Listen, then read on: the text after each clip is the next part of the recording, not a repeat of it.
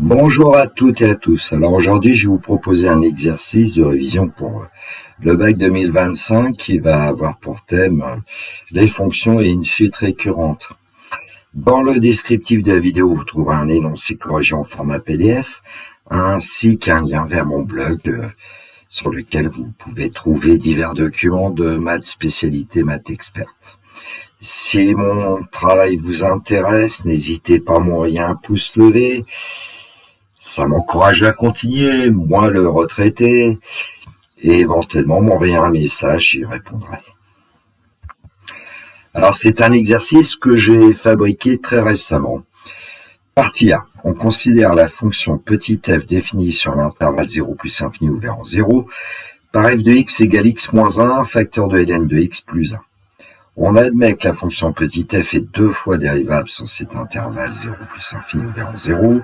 C de f est la courbe représentative de f dans le plan muni d'un repère orthonormé OIJ. Question A, calculer f' de x pour tout réel x de l'intervalle 0 plus infini. Question 1b, calculer f seconde de x pour tout réel x de l'intervalle 0 plus infini. Question 2a, étudier les variations de la fonction f' sur l'intervalle 0 plus infini. On ne demande pas les limites de la fonction f' en 0 et en plus infini. Question 2b, calculer f' de 1, déduire le signe de f' sur 0 plus infini. Question 3, déterminer la limite de la fonction f en 0 et en plus infini. Question 3b, dresser le tableau complet des variations de la fonction petit f sur 0 plus infini. Question 4, la droite D a pour équation y égale x. Petit a, justifier que pour tout réel x de 0 plus infini, f de x moins x égale x moins 1, facteur de ln de x moins 1. Question 4b, en déduire les positions relatives de la courbe C de f et de la droite D. Question 4c, placer les points d'intersection de la courbe C de f et de la droite D notée A et B, d'abscisse respective x a xb avec xa inférieur strictement à xb, sur le graphique donné en annexe 1. L'annexe 1, on a représenté la courbe de la fonction petit f. D'ailleurs, au passage, ça permet de conjecturer éventuellement là les variations de la fonction petit f. Partie B, la suite un est définie par u0 égale 2 et pour tout entier naturel à n, un plus 1 égale à f de un. Question 1a, en utilisant le graphique donné en annexe 1, placez u0, u1, u2, u3 sur l'axe d'abscisse. Question 1b, conjecturer les variations et la limite de la suite un. Question 2a, démontrer par récurrence que pour tout entier naturel n, 1 inférieur ou égal à un plus 1 inférieur ou égal à un inférieur ou égal à 2. Question 2b, justifier que la suite un est convergente. Et question 2c, déterminer la limite grand L de la suite un. Question 3, on considère le script Python donné en annexe 2. On rappelle que la fonction logarithme népérien est notée et logée en langage Python. Alors le script de l'annexe 2, on définit une fonction f, y égale x moins 1, facteur de logarithme népérien de x plus 1, renvoyer la valeur de y. Puis, on définit une fonction truc, n prend la valeur 0, u prend la valeur 2, tant que u moins 1 est plus grand que 10 puissance moins 3, n prend la valeur n plus 1 et u prend la valeur f de u. F a été défini avant, renvoyer la valeur de n. Question donc 3, dire sans justifier le but de la fonction truc. Question 3b, donner sans justifier la valeur de n renvoyée par la fonction truc. Bon, évidemment, l'idéal, c'est de prendre feuille et stylo, de chercher cet exercice, et puis, en ce qui me concerne, la correction dans quelques instants. Donc, partie A, question A, calculer f' de x pour tout réel x de l'intervalle 0 plus infini ouvert en 0. Alors, on sait que f de x est x moins 1, ln de x plus 1. Moi, parfois, je conseille à mes élèves de bien indiquer qu'ici, on avait un produit de facteurs. Premier facteur x moins 1, deuxième facteur ln de x. On va en profiter pour écrire u de x égale x moins 1. Donc, u' de x égale 1. V de x égale ln de x. Donc V' de x égale 1 sur x. Et puis on a besoin de la formule, la dérivée d'un produit, c'est u'V plus uV'. Bon, donc f' de x, on dérive la première fonction, ça nous donne 1, multiplié par la deuxième fonction ln de x, plus on prend la première fonction, qu'on multiplie par la dérivée de la deuxième, et puis la dérivée de 1, c'est 0. Je n'écris pas, donc on va obtenir f' de x égale ln de x. Alors plus, alors x moins 1 divisé par x, on pourrait dire que c'est x multiplié par 1 sur x, ça fait 1, moins 1 sur x. Bon, on pourrait laisser aussi plus x moins 1 divisé par x, peu importe. Ceci dit, ça va être plus facile de dériver sous cette forme-là. Je rappelle que on aurait pu dire que f' de x était ln de x plus x moins 1 divisé par x. Mais le problème, c'est que pour dériver x moins 1 divisé par x, on a un petit peu plus de travail, c'est tout. Ça peut se faire, hein. Je vais le mettre en remarque. Voilà. Question 1b, calculer f seconde de x pour tout x de l'intervalle 0 plus infini. Alors f' de x, on vient de trouver ln de x plus 1 moins 1 sur x. Donc f seconde de x, ça va nous donner 1 sur x. Alors la dérivée de 1, c'est 0. Et ici, plus 1 divisé par x carré, puisque la dérivée de 1 sur x, on sait que c'est moins 1 sur x carré. Bon, on pourrait s'arrêter là, ici, en fait.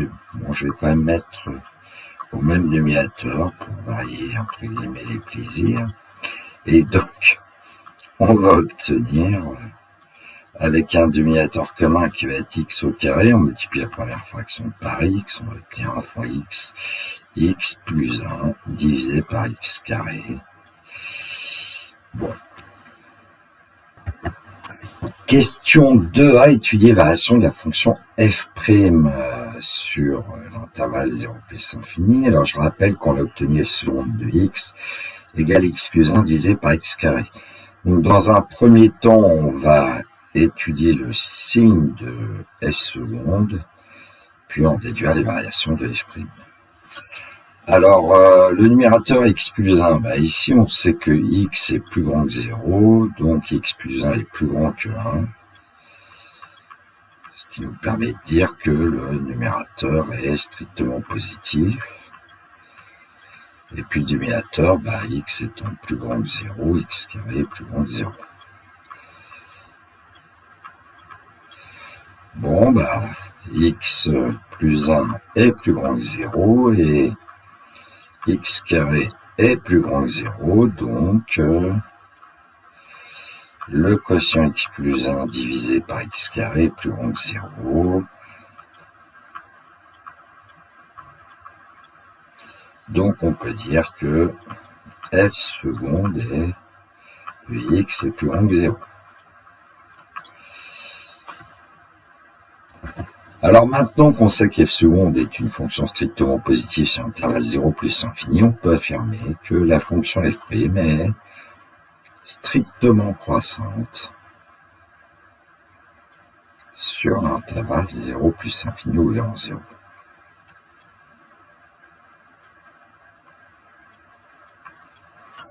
Bien, on va pouvoir dresser le tableau de variation de cette fonction f'. On va indiquer les valeurs de x, le signe de f seconde, les variations de f'. Alors on n'oublie pas que en 0, on doit indiquer une double barre.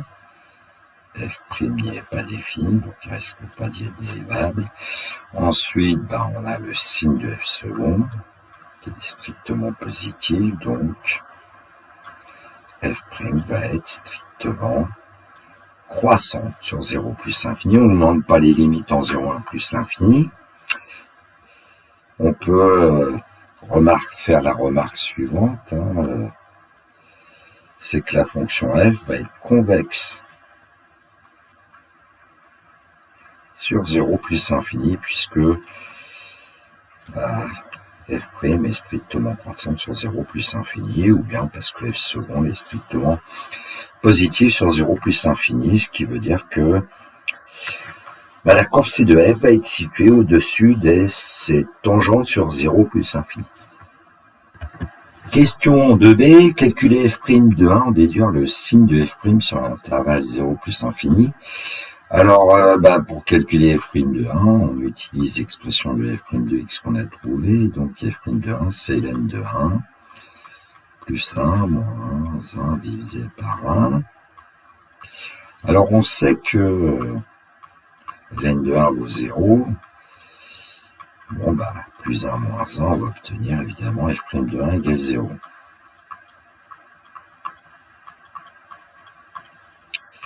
Ensuite, on nous demande le signe de f'. Alors, on connaît les variations de f'. Je vais les récupérer. On va indiquer la valeur de f' de 1 dans ce tableau de variation. On va en déduire assez facilement le signe de f' sur 0 plus l'infini. Donc, on indique la valeur de f' de 1 qui vaut 0. Et donc, on peut en déduire le tableau du signe de f'.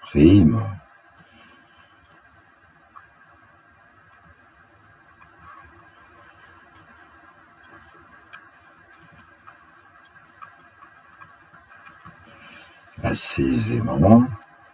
On va indiquer 0, 1 plus l'infini. La double barre en 0.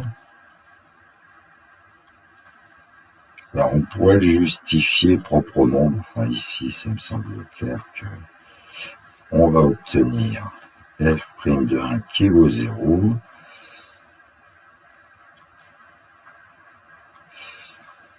Alors, quand x est plus grand que 1, f' de x va être plus grand que f' de 1, c'est-à-dire plus grand que 0.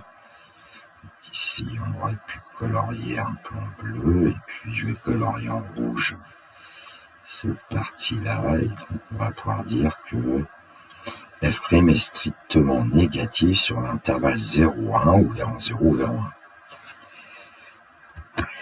Question 3, déterminer la limite de la fonction f en 0 et en plus infini. Alors, je vous rappelle quand même que f de x est x moins 1 multiplié par ln de x plus 1, et puis pour la limite en 0, on va chercher la limite quand x tend vers 0, ici c'est par valeur supérieure à 0 d'ailleurs, de x moins 1 qui vaut moins 1. Et puis on a aussi la limite de ln de x quand x tend vers 0, de ln de x, c'est moins l'infini, on le sait d'après le cours. Je vais quand même rajouter un 0 plus ici. Et donc par produit, la limite quand x tend vers 0 plus de x moins 1 facteur de ln de x, c'est moins 1 multiplié par moins l'infini, on va obtenir plus l'infini par produit. Il suffit d'ajouter 1, et quand on ajoute 1 à plus l'infini, on obtient 1.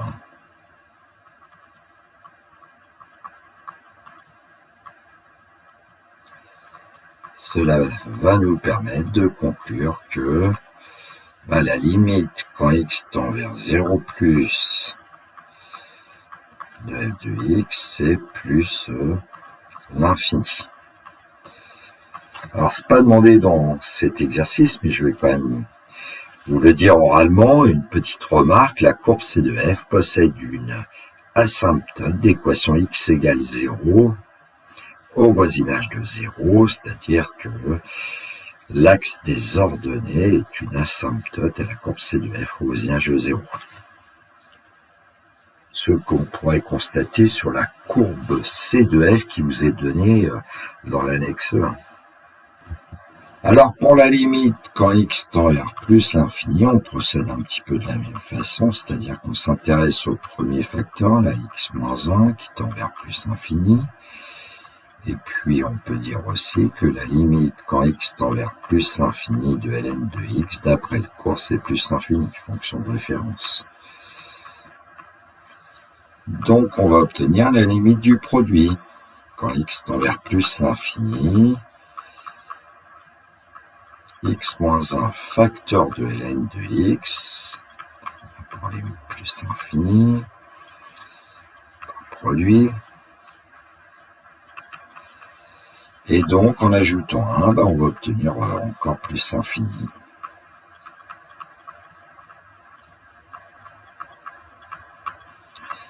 Ce qui va nous permettre de conclure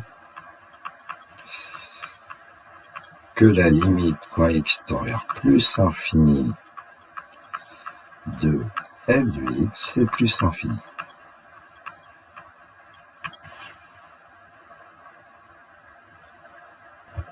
Question 3b, dresser le tableau complet des variations de la fonction petit f sur 0 plus infini. Alors on connaît le signe de f' d'après une certaine question. On sait que f' de 1 vaut 0, que f' est strictement négatif sur l'intervalle 0,1 ouvrant 0 ouvert 1, que f' est strictement positif sur l'intervalle 1 plus infini ouvert 1. Donc on va obtenir les variations de f. F est strictement décroissante sur l'intervalle 0,1 ouvert en 0. On aura besoin de 1. On va le calculer. Et puis, f est strictement croissante sur 1 plus l'infini.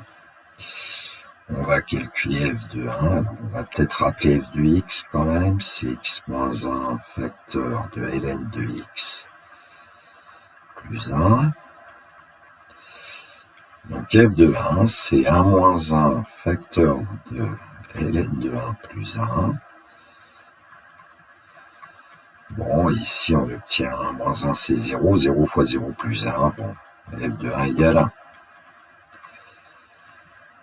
Donc on va pouvoir indiquer la valeur minimale de la fonction f sur l'intervalle 0 plus infini, qui est f de 1 égale 1. Alors les limites, quand même, donc en plus l'infini, on avait trouvé plus l'infini, et en 0 on avait trouvé plus l'infini. Voilà le tableau de variation complet de la fonction petit f sur 0 plus infini, vers 0. Question 4a, justifier que pour tout réel x de l'intervalle 0 plus infini ouvert en 0, f de x moins x égale x moins 1 facteur de ln de x moins 1. Alors f de x moins x, on sait que c'est x moins 1 ln de x plus 1 moins x. Et donc on va pouvoir dire que f de x moins x est égal à... Bon, x moins 1, le résultat est donné, apparemment on peut le mettre en facteur. Bon, donc on a x moins 1 ln de x. Et puis ensuite, 1 moins x, on va dire que c'est moins, entre parenthèses, x moins 1. Et donc, on va bien avoir f de x moins x égale, on peut mettre x moins 1 en facteur. Facteur de, il y a ln de x ici. Et puis ici, on aurait pu rajouter un multiplié par 1, ce qui donne ln de x moins 1. Donc, on a répondu à la question. Question 4b, on déduit les positions relatives de la courbe C de f et de la droite D. Alors on sait que la droite D a pour équation y égale x, et nous on vient de montrer que f de x moins x égale x moins 1 facteur de ln de x moins 1 pour tout réel x de l'intervalle 0 plus infini ouvert en 0. En fait, le fait d'étudier le signe de f de x moins x va nous permettre d'obtenir les positions relatives de la courbe de f et de la droite D. Alors pour étudier ce signe, on a besoin de connaître le signe de x moins 1 et le signe de ln de x moins 1. Ensuite, on fabriquera un tableau de signes pour avoir le signe du produit. Alors, premier point, si on veut, on va dire x moins 1, bah, quand est-ce qu'il est positif? C'est quand x est plus grand que 1. Et puis, deuxième point, on va s'intéresser à ln de x moins 1. Quand est-ce que ln de x moins 1 est positif? Bah, c'est quand ln de x est plus grand que 1. En passant par la fonction exponentielle, on va pouvoir dire que l'exponentielle de ln de x est plus grand que l'exponentielle de 1, car la fonction exponentielle, elle est strictement croissante sur 0 plus infini. Hein. Et donc, on va obtenir x plus grand que 1. Bon, on a tous les éléments pour dresser notre tableau de signes de x moins 1, ln de x moins 1. Donc, j'ai préparé ce tableau de signes, on va le compléter. Alors, qu'est-ce qu'on sait pour x-1? Le signe de x-1 qui s'annule en 1. Alors,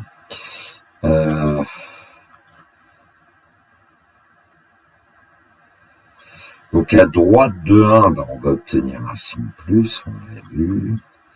Alors, on pourrait le vérifier parce que e-1, x vaut e, x moins 1 vaut e moins 1, qui est bien positif. Hein. J'aurais peut-être pu mettre un bon, mettre quand même en couleur bleue. Voilà le signe, et puis évidemment, on va avoir sur l'intervalle 0,1, x moins 1 qui va être strictement négatif. Alors, quand x vaut 0, x moins 1, on pourrait dire que c'est moins 1, ça permet de vérifier un petit peu, mais bon, j'ai quand même laissé une double barre ici, puisque, en fait, ici, le produit qui est donné n'est pas défini en 0. J'ai commis une petite erreur tout en haut, là, en voulant recopier ici, c'est f de x moins x, qui est égal à x moins 1, facteur de ln de x moins 1. Pour le signe de ln de x moins 1, ben on sait que il s'annule en e. Une équation qu'on a résolue, c'est strictement positif ici à droite et strictement négatif à gauche. Et en 1, eh bien, on pourrait vérifier quand x vaut 1, ln de 1 moins 1, ici on pourrait mettre moins 1. Moins 1 est entouré de signe moins. Bon. Ça paraît logique. Ensuite, en appliquant la règle des signes, on va obtenir que f de x moins x, en fait, est strictement positif sur 0,1 ou vers 0 vers 1, nul en 1, strictement négatif sur l'intervalle 1e ou vers 1 ou vers 1e, strictement positif sur e plus infini, et j'ai oublié d'indiquer qu'en e, on va obtenir donc un produit nul. Et comme c'est le signe de f de x moins x, en fait, ici, eh bien, on va en déduire les positions relatives de la courbe C de f et de la droite D. Alors, qu'est-ce qu'on va pouvoir dire? Ben, sur 0,1, alors parfois on ouvre, parfois on ferme, on va pouvoir dire que C de f est situé au-dessus de D.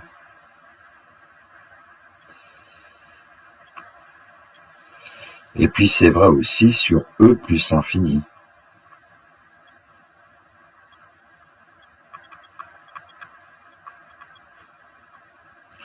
Et puis qu'est-ce qu'on va pouvoir dire? C'est que sur l'intervalle 1E, bah, C de F est situé en dessous de D.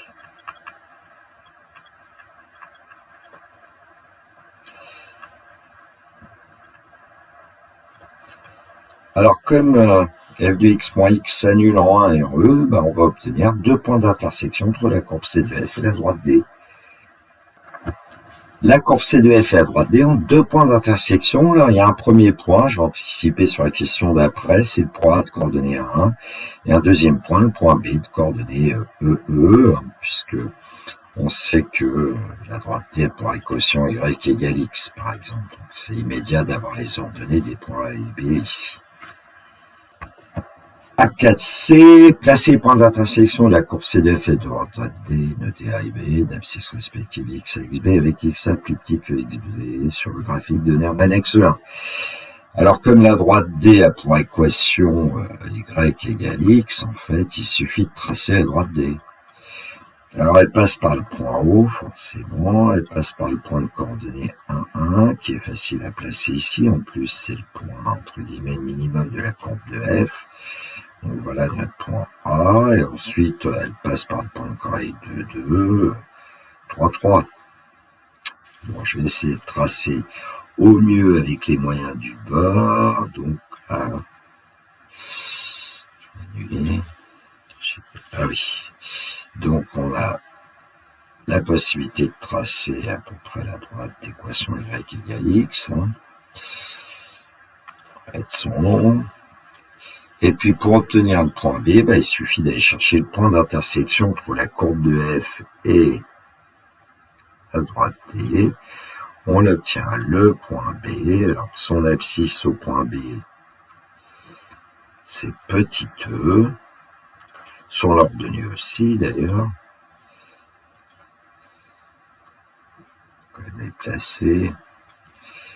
Alors on peut vérifier sur le graphique qu'effectivement le petit e qu'on a ici, il est bien entre 2 et 3, plus proche de 3 que de 2, puisque petit e c'est environ 2,718. 2,8. Pour A, finalement, voilà. Pour A, c'est facile parce que son projeté orthogonal sur l'axe-abscisse, ça va être au point I, le projeté orthogonal du point A sur l'axe ordonné, ça va être le point J. Bon, alors si on veut, on peut aussi indiquer XA, YK, qui valent 1, et puis XB qui vaut E, et YB qui vaut E. Bon, peut-être pas trop en faire quand même. Mais voilà. Donc voilà la figure que vous trouverez dans le corrigé réalisé avec le logiciel GeoGebra, c'est quand même beaucoup plus propre.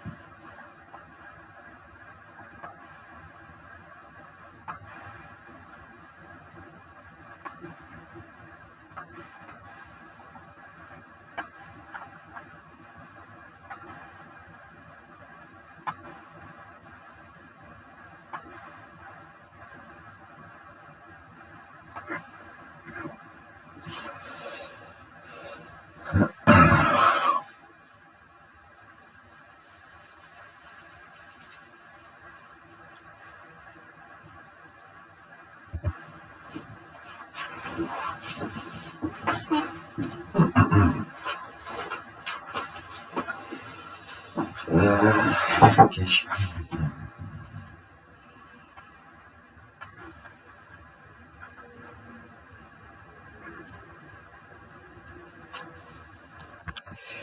Question 1A de la partie B. En utilisant le graphique donné en index 1, placez U0, U1, U2, U3 sur l'axe abscisse. Alors nous savons que U0 égale 2, et puis pour tout n appartenant à grand N, UN plus 1 égale F de UN. Alors notamment, on va pouvoir dire que U1, c'est F de U0. Alors, U0 vaut 2, on se place sur l'axe abscisse à 2 pour U0. On effectue un tracé vertical qui rejoint la courbe de F en un point. Et ce point va avoir pour ordonnée, il va avoir pour ordonnée en fait U1, parce que c'est F de U0.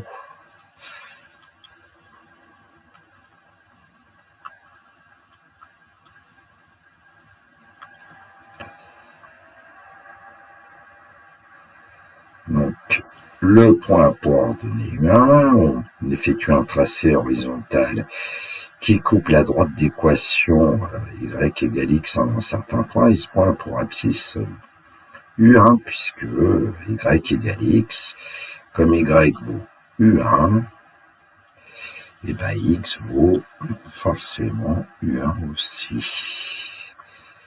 Z. U1 en ordonnée, et donc le point que vous avez sur la droite d'équation y égale x qui a pour ordonnée U1 pour abscisse U1. Et puis on recommence. Donc à partir de U1, on effectue un tracé vertical qui rejoint la courbe de F en un certain point, et ce point a pour ordonnée U2. Car U2 c'est F de U1.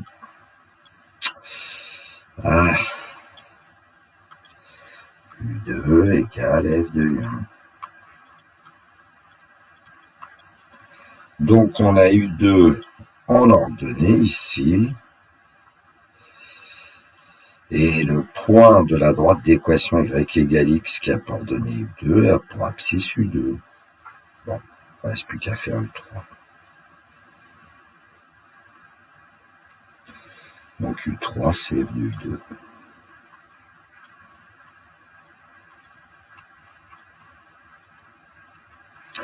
Donc on part de U2, on effectue un tracé vertical qui rejoint la courbe C de F en un certain point, et ce point a pour ordonnée U3. Voilà, je n'ai pas pris la bonne couleur.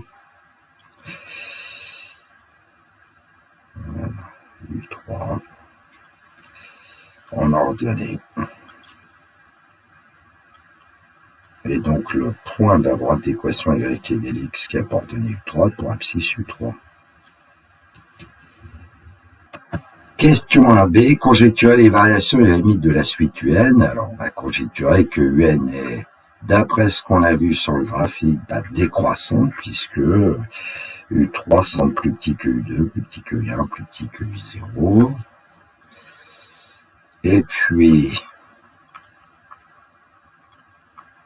en ce qui concerne le comportement asymptotique de la suite UN, c'est-à-dire sa limite, eh bien, on a l'impression que les termes de la suite UN vont se rapprocher de 1, puisque les points situés sur la courbe de F ou les points situés sur la droite d'équation y égale x qu'on a tracé tout à l'heure semblent se rapprocher du point A. Bon, on va le vérifier quand même avec une calculatrice.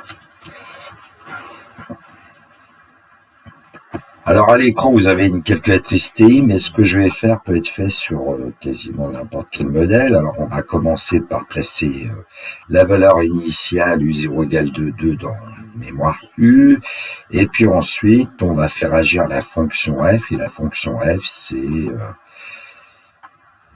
x moins 1 ln de x plus 1, donc on va écrire U moins 1, facteur de ln de U, voilà, petite erreur,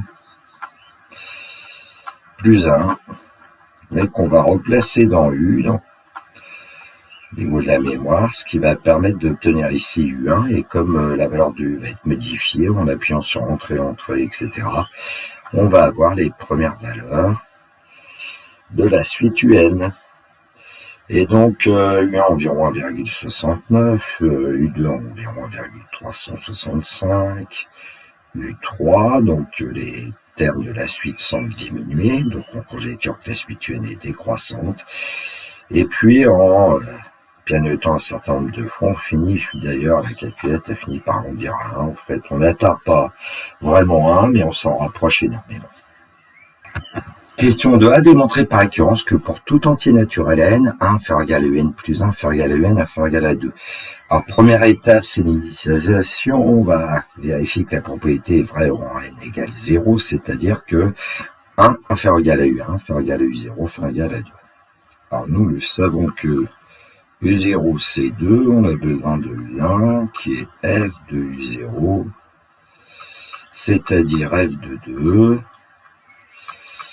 Et donc, en remplaçant dans l'expression de f de x, 2 moins 1, ln de 2 plus 1, ce qui fait qu'on obtient ln de 2 plus 1. ln de 2, c'est environ 0,7, donc on obtient U1 qui est environ égal à 0,7 plus 1, c'est-à-dire 1,7. La calculatrice tout à l'heure nous avait donné 1,693. Bon. 1,7. Bon, bah, du coup, 1 est bien inférieur égal à ln de 2 plus 1, qui est bien inférieur égal à 2, qui est bien inférieur égal à 2. Et donc, 1 inférieur égal à U1, inférieur égal à U0, inférieur égal à 2, et l'initialisation est vérifiée. Étape 2, l'hérédité. Supposons que la propriété est vraie à un certain rang n supérieur égal à 0, c'est-à-dire que 1 inférieur égal à un plus 1 inférieur égal à un inférieur égal à 2 pour un certain entier n supérieur égal à 0. Montrons alors que la propriété est vraie au rang n plus 1, c'est-à-dire 1 inférieur égal à un plus 2, inférieur égal à un plus 1 inférieur égal à 2. Partons, on a remplacé n par n plus 1, donc un va nous donner un plus 1 plus 1 va nous donner un plus 1, c'est-à-dire un plus 2. Alors, dans l'hérédité, la question à se poser toujours, c'est comment peut-on passer du rang n au rang n plus 1, et ici, on sait qu'il suffit de faire agir la fonction f sur un pour obtenir un plus 1. De même, en faisant agir la fonction f sur un plus 1, on obtient un plus 2. Donc, on va partir de l'hypothèse de récurrence, et puis on va faire agir la fonction f. Et on sait que la fonction f, eh bien, elle est croissante. Je vais le noter comme ça qu'une flèche, il faudra écrire en français dans une copie, sur l'intervalle 1 plus l'infini, et donc notamment sur l'intervalle 1, 2, puisqu'ici on a besoin que de travailler sur 1, 2. Bon.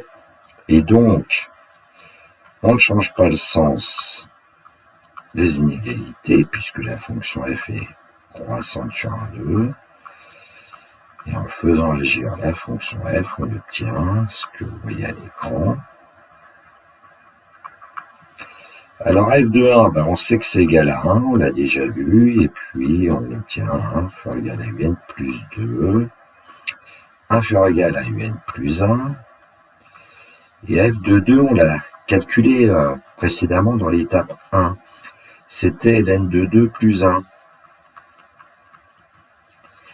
Et puis ln de 2 plus 1, il est inférieur égal à 2. Et donc, on va pouvoir affirmer que 1 inférieur égal à un plus 2, inférieur égal à un plus 1, et donc inférieur égal à 2. C'est ce qu'on voulait démontrer. Bon, alors les professeurs en général vous demandent une conclusion. Vous pouvez dire, on a montré par récurrence que pour tout entier naturel n, 1 inférieur égal à un plus 1 inférieur égal à un inférieur égal à 2. Comme c'est écrit dans la question, là, je ne vais pas le faire. Question 2b, justifier que la suite un est convergente. Alors, on vient de démontrer que pour tout n appartenant à grand n, 1 inférieur égal à n plus 1 inférieur égal à un inférieur égal à 2. Alors, si on s'intéresse à un plus 1 inférieur égal à un, on va pouvoir dire que la suite un est décroissante.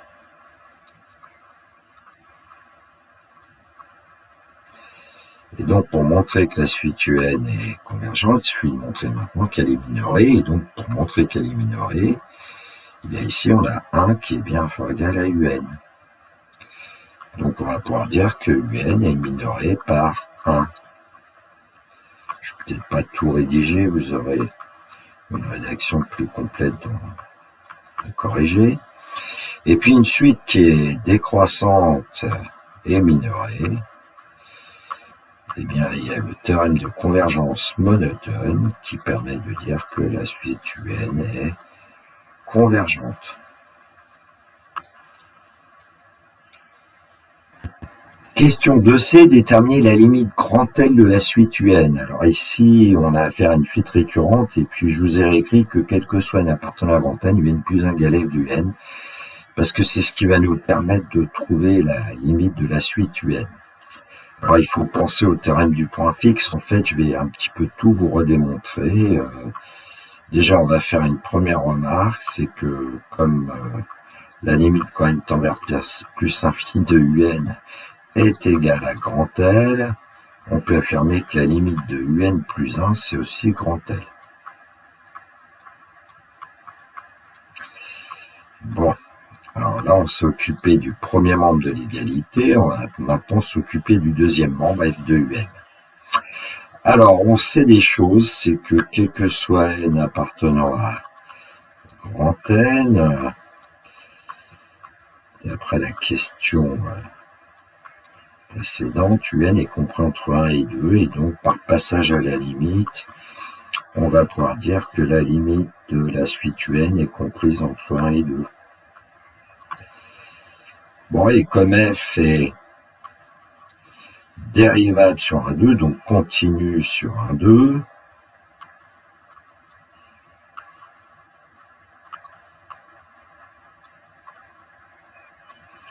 on peut dire que f est continu en grand L, qu'on ne connaît pas pour l'instant, mais on sait que f est continu en grand L. Ce qui fait que comme la limite, quand n tend vers plus infini de un, c'est grand L, et que la limite, quand un petit x tend vers grand L de f de x, c'est f de grand L, puisque f est continu en grand L. Par composé, on va pouvoir dire que la limite, quand n tend vers plus infini de f de un, c'est f de L.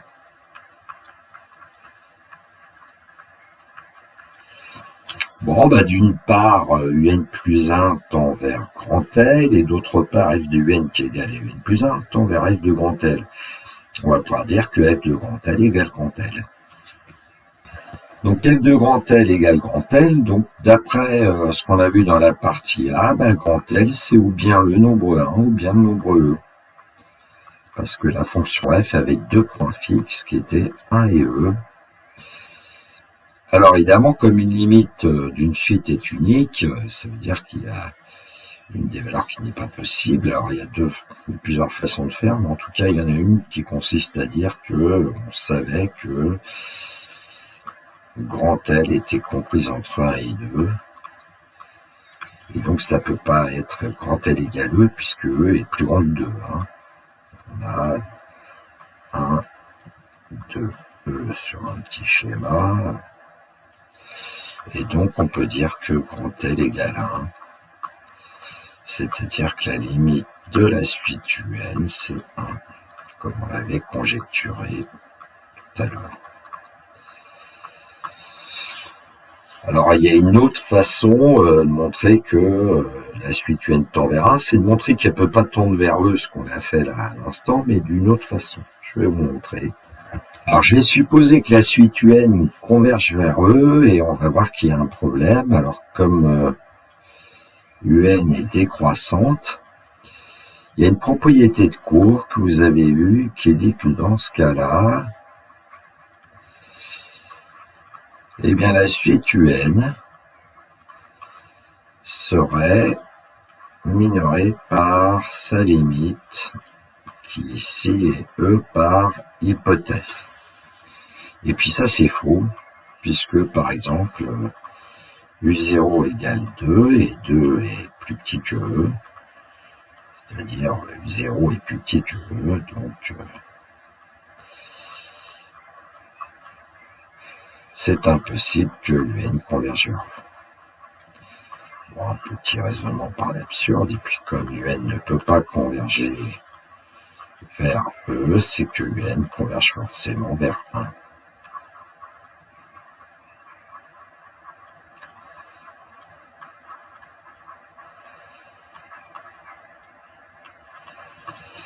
Voilà. 3. Dire sans justifier le but de la fonction truc. Alors, j'ai redonné le script Python qui était donné. La fonction truc, alors n prend la valeur 0, u prend la valeur 2. Donc sur un petit dessin, je vous ai mis u0 prend la valeur 2. Et puis tant que u-1 est plus grand que 10 puissance moins 3, alors, ça veut dire quoi que u-1 est plus grand que 10 puissance moins 3? Ça veut dire que tant que u est plus grand que 1,001. Donc je vais l'écrire comme ça en bleu, là, ça veut dire u plus grand que 1,001. Donc ici je vais placer, bon c'est pas à l'échelle, 1,001. Eh bien à n on donne la valeur n plus 1, c'est-à-dire qu'on va passer ici à 1, automatiquement on va rentrer dans la boucle puisque quand u prend la valeur 2, 2 moins 1 ça fait 1, 1 c'est plus grand que 0,001. Et puis ensuite on va calculer le terme suivant de la suite UN grâce à l'instruction U prend la valeur f de U. Et donc on va calculer en fait U1, et U1 on a vu que c'est environ 1,7, donc je vais le passer par exemple ici 1,7 U1. Bon et comme U1 est égal à 1,7, U-1 ça sera 0,7, sera plus grand que 10 puissance moins 3, donc on va continuer, et on va continuer jusqu'à ce que eh bien, à un moment donné, on est à un terme de la suite qui va être plus petit que 1,001, alors que le terme précédent UN-1, lui, il est plus grand. Bon, bah donc qu'est-ce que va faire la fonction truc? On voit la plus petite valeur de n,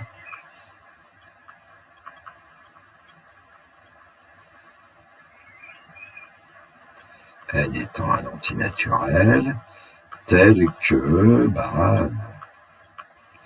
ici on peut dire UN par exemple est inférieur ou égal à 1,001. Bon, comme il y avait un strict dans la condition tant que, ici on met un inférieur ou égal, évidemment contraire. Bon, c'est une façon de voir les choses. Question 3b, donner sans justifier la valeur de n renvoyée par la fonction truc. Alors la fonction truc va renvoyer n égale quelque chose. Alors comment on va trouver cette valeur de n? Donc la question qu'on peut se poser, c'est de se dire à partir de quelle valeur de n appartenant à grand n a-t-on un inférieur ou égal à 1,001.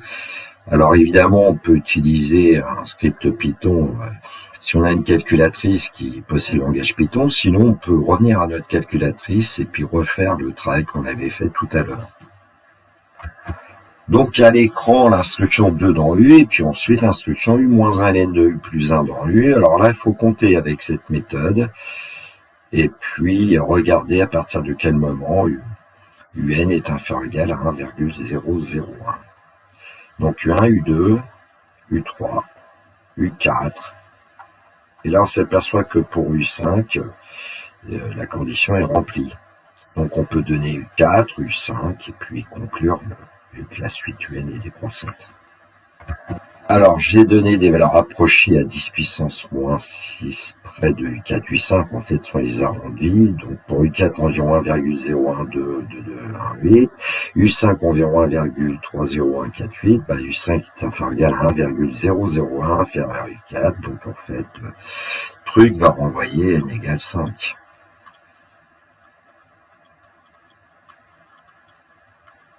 Voilà la réponse. Petite cerise sur le gâteau avec le logiciel et du Python. Alors dans l'éditeur, j'ai écrit un fichier de trucs, ce qui permet seulement d'exécuter, de regarder dans la console.